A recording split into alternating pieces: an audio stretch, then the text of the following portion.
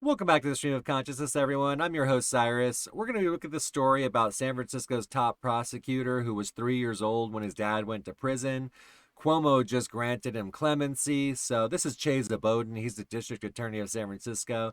If you follow the stream, you'll realize that this guy is a complete piece of shit. Everyone who supports him is completely lying about the data or just very misinformed. It couldn't be more clear. And he is just doing everything he can to make the city a worse place. Very soft on crime, facing a recall, just everything about him to like. I'm sure those people have turned off the stream already by now, which is great. Beat it. We're going to be looking at the fact that Andrew Cuomo granted his father clemency. So Chesa Boudin's father, this guy's name is David Gilbert.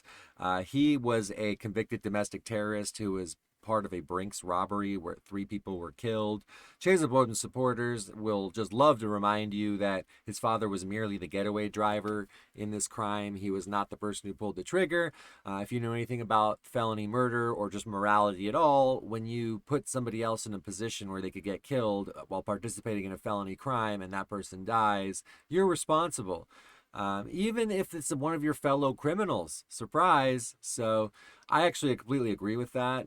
You should know that someone dying as the consequence of an armed robbery is very, very likely. It's like, oh, I wasn't expecting that. I thought we were just going to take the money and then we were going to drive away and then the insurance would cover it and then I'm a fucking idiot. It doesn't work like that. Let me shove a gun in your face and demand your money and then later tell you, oh, I didn't think you'd get hurt. You're going to be fucked up in the head forever, minimum, right? You're going to have nightmares. But whatever.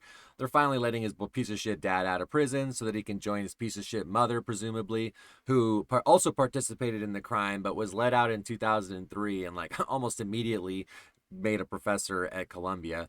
Both of his parents are part of this sort of like weird anti-American intelligentsia sect with like these people Bernadette Dorn and Bill Ayers and some of these other guys. I know I'm starting to sound like Rush Limbaugh or some right wingers, but go ahead and look these people up.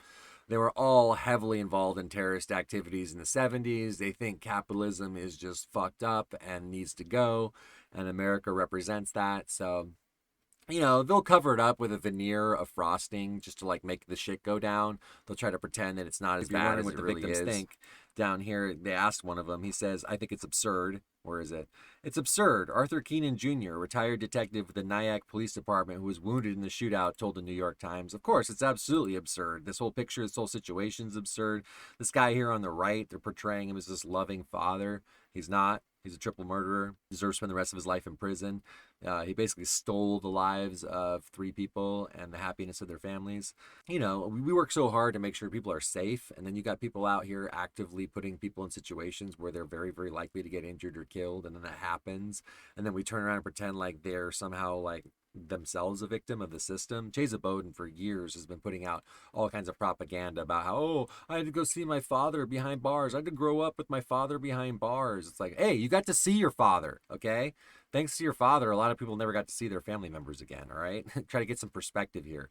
And that complete lack of perspective basically dictates everything that Chesa Boudin does. He just sees it completely from the perspective of the criminal. He thinks, oh my God, it's so sad that the system doesn't understand what put them in this position, that they had to do this terrible thing.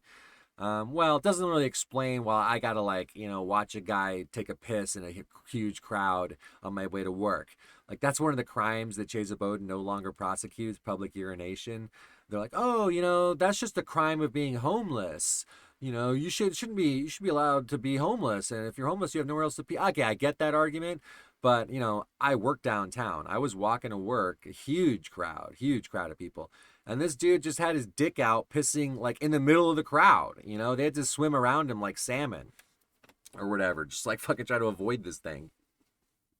You're telling me that shouldn't be a crime? That the police shouldn't somehow intervene when a guy has his pants down around his ankles and his dick out, a grown man, there's like all kinds of people and everybody around. He's homeless. He's got no choice but to piss right in the middle of this huge crowd of people.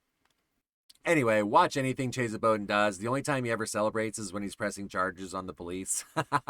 you know, that's pretty much the only people he likes to press charges against. Everybody else, he's just like doing everything he can to put him to some sort of alternate diversion or restorative justice or basically do nothing nonsense. Just gets about out on the street as soon as possible so they can commit more crimes. This guy's a royal piece of shit. Look at the smug look at his face. Not having to take my child through metal detectors and steel gates to meet their grandfather was just one of the most amazing gifts I could have imagined.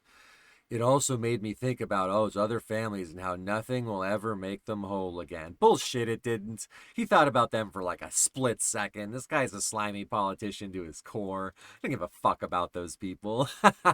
You kidding me? What a joke. Disgusting. By the way, this guy never would have got elected if that carpetbagger Bernie Sanders hadn't shown up at the last minute and campaigned for him. What a senator from Vermont has to do with the district attorney race in California is beyond me. But he barely won in a race that was split like 4 or 5 ways. I think he got 36% of the vote. So this recall election, he's going to be in a lot of trouble. Not a lot of people liked him going in, and he's given everybody else reason to like him even less or just downright fucking hate him.